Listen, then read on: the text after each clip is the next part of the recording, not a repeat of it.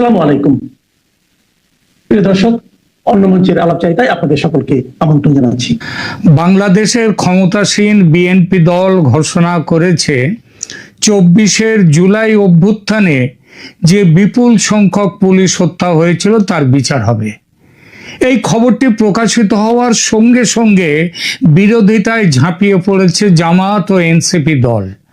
এখনো পর্যন্ত তাদের বিরোধিতা স্রেফ মুখের কথায় ও হুমকিতে। তবে এই বিচার যদি সত্যিই শুরু হয় তবে তারা নাকি রাজপথ কাঁপাবে। তাদের বিরোধিতা কেন, কিসের ভয়ে এবং এসব যুক্তি কতটা গ্রহণযোগ্য, এই সমস্ত বিষয় নিয়ে একটি তথ্যনিষ্ঠ আইন মোতাবেক নিরপেক্ষ আলোচনা তুলে ধরব এই প্রতিবেদনে।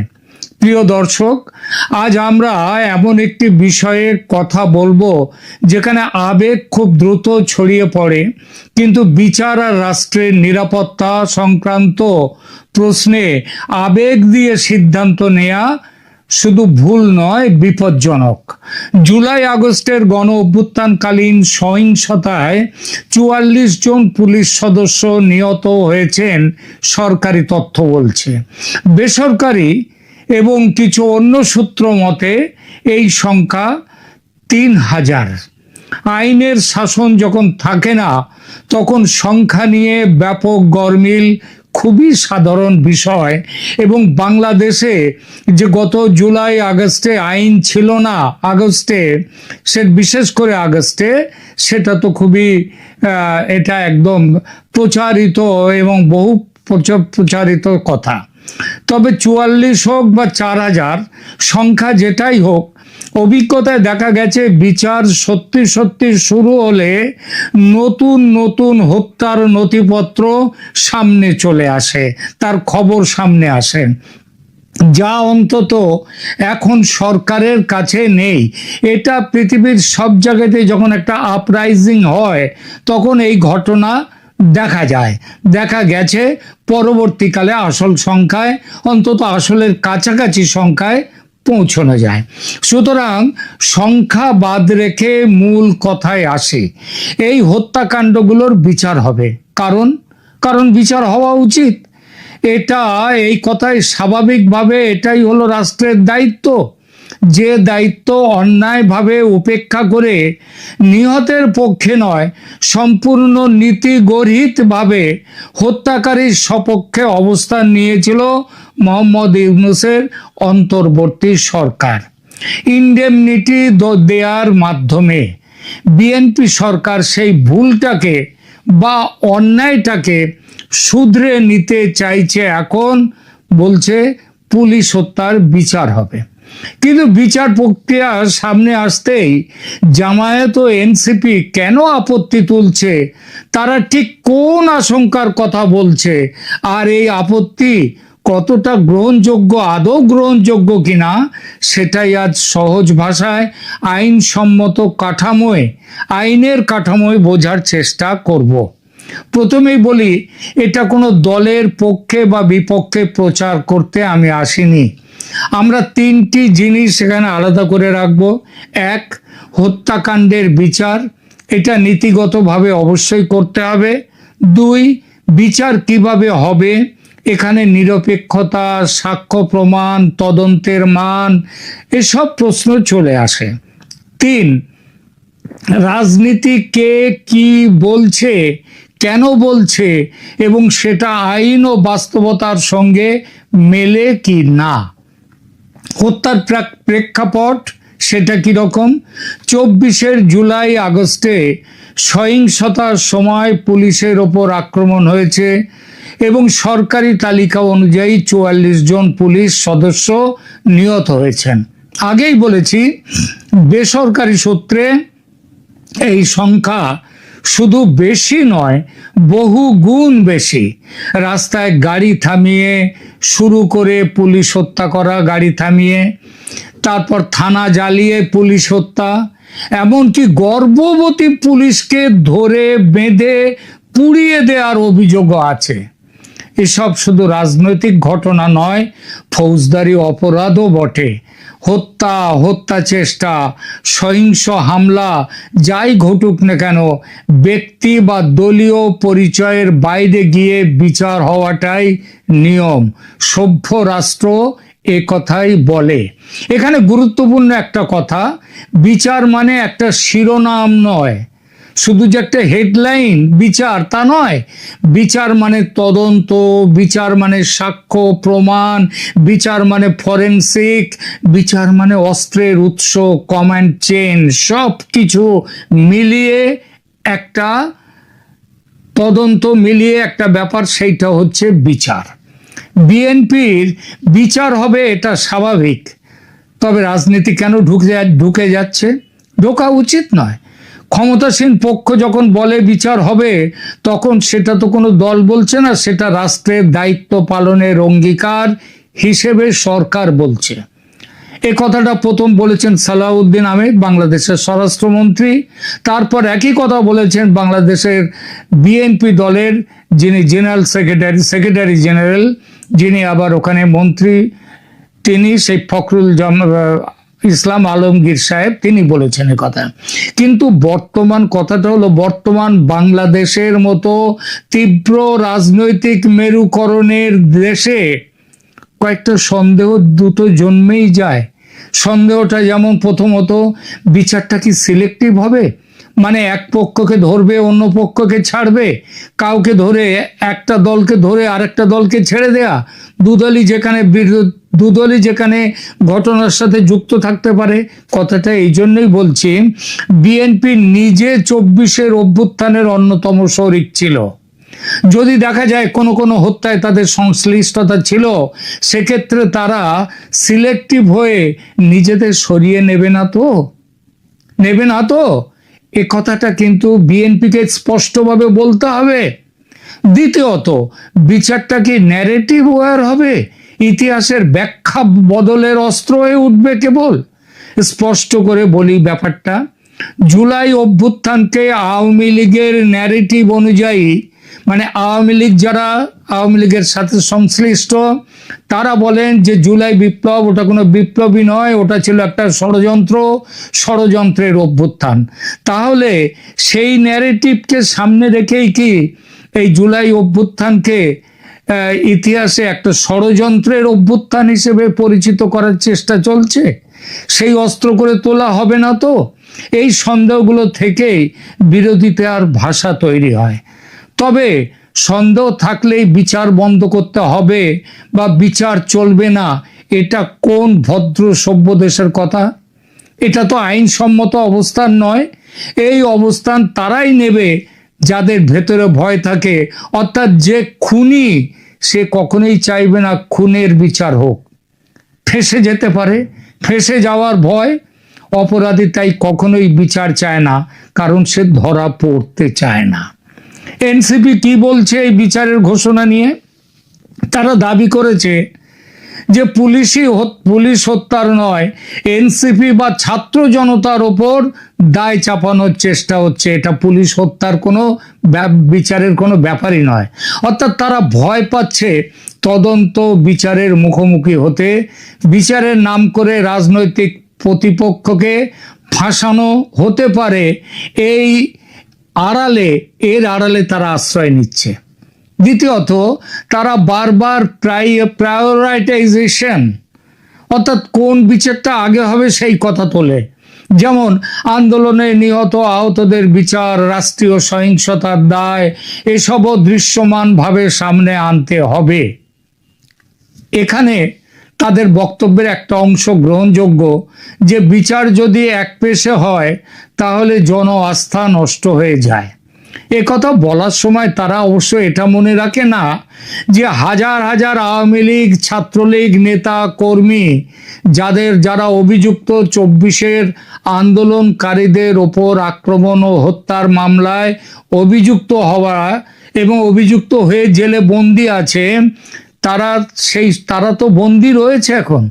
পূর্বতন প্রধানমন্ত্রী ও স্বরাষ্ট্রমন্ত্রী মৃত্যুদণ্ড পেয়েছেন এসব অভিযোগে। সুতরাং তাদের বিচার যে হচ্ছে না বা বিচারের মুখোমুখি দাঁড় করানো হয়নি এমন তো নয়। কিন্তু এনসিপি নেতাদের বক্তব্যের আর একটা অংশ হচ্ছে সমস্যার। বিচার হলে রাজপথে নামবো বলে তারা হুমকি দিয়েছেন। এটা বিচারকে চাপ দিয়ে প্রভাবিত করার মতো শোনায়, যা আইনের শাসনের সঙ্গে একেবারেই যায় না। জামায়াত নেতারা কি বলছেন তাদের কথাটা শুনি। দেখুন, জামায়াতের আমিরের অবস্থান নীতিগত, তিনি নীতিগত অবস্থান নেন। তিনি বলেছেন আন্দোলনকারীদের সঙ্গে পুলিশের সংঘর্ষ সম্পূর্ণ অগ্রহণযোগ্য। এসব ভাষার কোনো অর্থই হয় না। এটা আসলে পুলিশের ভূমিকার সমালোচনা করা হয়। প্রশ্ন তাহলে তোলাই যায়, তাকে প্রশ্নটা করা যায় যে পাবলিক আইন হাতে তুলে নিল, থানা পোড়ালো, মেট্রো রেলে আগুন দিল, রাষ্ট্রীয় সম্পত্তি ধ্বংস করলো, তখন পুলিশ কি সংঘর্ষে না গিয়ে গোলাপ ফুল হাতে নিয়ে তাদের স্বাগত জানাবে? জামাতের আমির সাধারণভাবে বলছেন তিনি নাকি ন্যায় বিচারের সংস্কৃতি চান, প্রতিহিংসার রাজনীতি চান না। এই নীতিগত অবস্থান বারবার বলছেন, আবার একই সঙ্গে বলছে প্রতিহিংসা মানে ব্যবস্থা নিতে গেলেই প্রতিহিংসার অভিযোগ তুলছেন। তবে সেসব কথার কথা যে বিশ্বাসের কথা নয়, সেগুলো যে কথার কথা, আদৌ তিনি বিশ্বাস করেন না যে ন্যায় বিচারের সংস্কৃতি আসুক, সেই প্রশ্নটা থেকেই যায়। বিড়াল তপস্বী কথাটা জামাতের জন্য খুব একটা অচেনা কিন্তু নয়, খুব একটা নতুনও নয়। জামাতের সেক্রেটারি জেনারেল গোলাম পরোয়ার বলেছেন পুলিশ হত্যার বিচারের আগে অভ্যুত্থানে নিহতদের বিচার নিশ্চিত করতে হবে। অর্থাৎ তিনি বিচার বন্ধ এই মুহূর্তে চান এমন নয়, কিন্তু তার বক্তব্য হচ্ছে কোন বিচারটা আগে হবে কোনটা পরে হবে এটা নিয়ে তিনি আপত্তি তুলেছেন। তাকে ওই একই কথা বলা হয় যে কে বলেছে যে আওয়ামী লীগ যারা ফ্যাসিস্ট সরকারের দোসর তাদের বিচার হচ্ছে না কিংবা বিচারের কোনো ব্যবস্থা হয়নি, এ কথাটা কে তিনি কোত্থেকে জানলেন? তাদের বিচার তো হচ্ছে, একটু আগে সেটা তো বললামও। এখানে একই প্রশ্ন, আর একটা প্রশ্ন, আগেও পরের তর্কটা আইনগতভাবে কিন্তু আদৌ শক্তিশালী নয়। এর আগে অমুক খুন হয়েছিল, সেই খুনের বিচার হয়নি বলে পরের খুনের বিচার চলবে না, আইনে এরকম কোনো কথা নেই। কারণ হত্যা হলে তার মামলা চলতেই পারে, তাই আগেও হোক, আগেরটাও হোক, পরেরটাই হোক, যেটাই হোক সবকটাই হওয়া উচিত। আগেরটা তো হয়েছে, যদি নাও হয়ে থাকে তার জন্য পরেরটা হবে না, বিচার হবে না, এমন তো কোনো কথা নেই। তবে রাজনৈতিকভাবে এই তর্ক দিয়ে তারা এটা বোঝাতে চাইছে যেটা আসলে শুধু পুলিশের মৃত্যু নয়, আন্দোলনকালে অন্য মৃত্যু অত্যাচারও বিচারযোগ্য এবং এক পেশে বিচারকে তারা মানবে না। তাহলে বোঝা যাচ্ছে কতটা তারা ন্যায় বিচারের পক্ষে। আরে বিচার এক পেশে হবে না, দু পেশে হবে, সমানভাবে হবে, সেটা তো হচ্ছে কোর্টের ব্যাপার। আর এই গত 1.5 বছর তো এক পেশে ছাড়া কোনো বিচার হয়নি, তখন কোনো মুখ থেকে কথা বেরোয়নি কেন? এই প্রসঙ্গে আরেকটা গুরুত্বপূর্ণ প্রশ্ন আসে, সেটা হলো আন্দোলনের সময় ভীষণ গুরুত্বপূর্ণ প্রশ্ন এটা, চীনে তৈরি 7.62 রাইফেলের গুলির প্রসঙ্গ। এই বিষয়ে অন্তর্বর্তী ইউনূস সরকারের প্রথম স্বরাষ্ট্রমন্ত্রী সাখাওয়াত হোসেন সাহেব কি বলেছিলেন এই সেনসিটিভ প্রসঙ্গটা নিয়ে, একবার সেটা দেখি। অস্ত্র গুলির উৎস বিষয়ে সাখাওয়াত হোসেন সাংবাদিকদের বলেছেন তিনি আহত আনসার সদস্যদের কথা শুনে, এই আহত আনসার সদস্যরা কবে তাদের সাথে তিনি দেখা করেছিলেন, অন্তর্বর্তী সরকার গঠনের পর বিভিন্ন দাবি দাওয়া নিয়ে আনসার সদস্যরা সচিবালয় ঘেরাও করেছিল, সচিবালয়ের ভেতরে তারা গিয়েছিল, কিন্তু সচিবালয়ের ভেতরে ঢুকে তাদের উপরে যে গুলি চলে, সেই গুলিতে মানে গুলিটা চালায় কারা? সাধারণ লোকজন, পাবলিক, তারা সিভিলিয়ান। এবং আনসারদের, এই আহত আনসারদের হাসপাতালে দেখতে গিয়েছিলেন। দেখতে গিয়ে তিনি খোঁজ নিয়ে জানেন সাখাওয়াত হোসেন যে তাদের শরীরে যে গুলিগুলো বিঁধে আছে সেই গুলিগুলো 7.62 রাইফেলের গুলি। তাহলে তিনি তখন প্রশ্ন করেছিলেন যে তাদের শরীরে, এই আনসারদের শরীরে পুলিশের ফায়ার কম, বরং সিভিলিয়ান পোশাকে 7.62 রাইফেলের গুলি লেগেছে। তারপরে তিনি একটা কথা বলেন যে এটা খুবই মারাত্মক। যে প্রশ্নটা এই ঘটনা তুলছে তা হলো সিভিল পোশাকে সিভিলিয়ানরা কিভাবে এমন অস্ত্র নিয়ে সচিবালয়ের গেটের ভেতর গিয়ে গুলি করলো গেটের ভেতর থেকে। হ্যাঁ, আমি একটু ভুল বলেছি এর আগে, সেটা হচ্ছে আনসার সদস্যরা সচিবালয়ের ভেতরে ঢোকেনি, তারা বাইরে ধর্মঘট করছিল, অবস্থান করছিল, সেখানে তাদের উপর গুলি চালানো হয় সচিবালয়ের ভেতর থেকে। তাই সাখাওয়াত হোসেন বলেছিলেন সিভিলিয়ানরা কিভাবে এমন অস্ত্র নিয়ে সচিবালয়ের গেটের ভেতরে ঢুকে সেখান থেকে গুলি করলো এদের উপর। তিনি এজন্য খুব বড় ধরনের ম্যাসিভ ইনভেস্টিগেশন দরকার বলেছিলেন, অর্থাৎ বড় পরিসরে তদন্ত ছাড়া সত্য জানা যাবে না।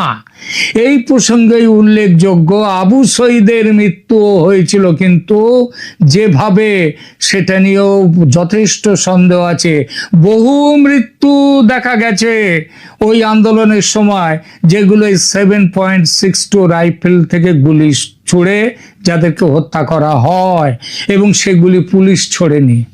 তাহলে এদের কাছে কিভাবে এলো, কার কাছে এলো? তার আর একটা বাক্য এই প্রসঙ্গে খুব গুরুত্বপূর্ণ। তিনি বলেন পুলিশ সদস্যদের হাতে 7.62 রাইফেল আছে, এটা মেনে নিলাম, কিন্তু সমস্যা হলো সিভিলিয়ানরা তাদের হাতে কিভাবে গেল এই অস্ত্র এবং কারা ব্যবহার করলো। এই কথা বলার দায়ে স্বরাষ্ট্র দপ্তর তার কাছ থেকে কেড়ে নেন প্রধান উপদেষ্টা মোহাম্মদ ইউনূস। এই অংশটি কেন গুরুত্বপূর্ণ? কারণ যদি সত্যি সিভিল পোশাকে 7.62 অস্ত্র ব্যবহার হয়ে থাকে, তবে বিষয়টি শুধু দলীয় সংঘর্ষ নয়, এটা অস্ত্রলীক, অবৈধ অস্ত্রধারী নেটওয়ার্ক, যা কোনো সংঘবদ্ধ অপারেশনের দিকে ইঙ্গিত দেয়, এবং আন্দোলনের সময় আন্দোলনকারীদের বহু মৃত্যু হয়েছে এদেরই গুলিতে। এখানে কোনো দোষারোপ নয়, এখানে একটা মানদণ্ড, ফরেনসিক, ব্যালিস্টিক, অস্ত্রের ট্রেসিং, সাক্ষ্য প্রমাণ এবং ভিডিও প্রমাণ। তাহলে বিরোধিতায় যারা আজকে করছে, পুলিশ হত্যার বিচারের বিরুদ্ধে যারা বিরোধিতা করছে, তাদের এই বিরোধিতা কতটা গ্রহণযোগ্য? এখন আমরা আইনগতভাবে বিচার করলে 3 ভাগে ভাগ করতে পারি। এক, গ্রহণযোগ্য দাবি বিচার করতে হবে, কিন্তু তদন্ত নিরপেক্ষ হওয়া চাই। প্রমাণ ছাড়া কাউকে দলীয় পরিচয়ে দোষী করা হবে না। সহিংসতার সব ভিকটিম, পুলিশ, আনসার, সাধারণ মানুষ, আন্দোলনকারী সবাই ন্যায্য বিচার পাবে, এবং সেখানে দল দেখে যদি বিএনপির কেউ জড়িত থাকে তাদেরকে ছাড়া যাবে না, এটাও সরকারকে স্পষ্টভাবে বলতে হবে। দ্বিতীয়ত, আংশিক গ্রহণযোগ্য, আগে এটা পরে ওটা, এইটা কোনোভাবেই গ্রহণযোগ্য নয় এই জিনিসটা। সুতরাং এখন আমরা এই বিচার হলে রাজপথে নামবো, এই ধরনের হুমকি আদৌ গ্রহণযোগ্য নয়। কি হলে সত্যিকারের নিরপেক্ষ বিচার হবে? আমি মনে করি এই প্রশ্নে আস্থা ফেরাতে কয়েকটি জিনিস জরুরি। ব্যালিস্টিক বা ফরেনসিক এবং অস্ত্র ট্রেসিং করা, কোত্থেকে এলো, 7.62 গুলি অস্ত্রের উৎস, কারা ইস্যু করেছে, কোত্থেকে এলো, এসবের নথি ভিত্তিক তদন্ত করতে হবে। ডাইরেক্ট পারপেট্রেটর আর ইনস্টিগেটর, অর্গানাইজার আলাদা করে দেখতে হবে। কে গুলি করেছে আর কে পরিকল্পনা করেছে, উস্কানি দিয়েছে, 2 স্তরের দায় নির্ধারণ করতে হবে। সাক্ষী সুরক্ষা ও ওপেন ট্রায়ালের ব্যবস্থা করতে হবে, যাতে রাজনৈতিক ভয় এবং প্রভাব কমে, মানুষ সত্যিটা জানতে পারে। শেষ কথা খুব সোজা, হত্যা কখনো পলিটিক্যাল ফুটনোট নয়, এটা রাষ্ট্রের আইনগত দায়িত্বের কেন্দ্রে থাকা অপরাধ। আর বিচারকে রাজনীতির হাতিয়ার বানালে শেষে ক্ষতিগ্রস্ত হয় সব পক্ষই, কিন্তু সবচেয়ে বেশি ক্ষতিগ্রস্ত হয় সত্য, এবং যে সত্য হওয়া উচিত একটি রাষ্ট্রের ধর্ম, সেই রাষ্ট্রও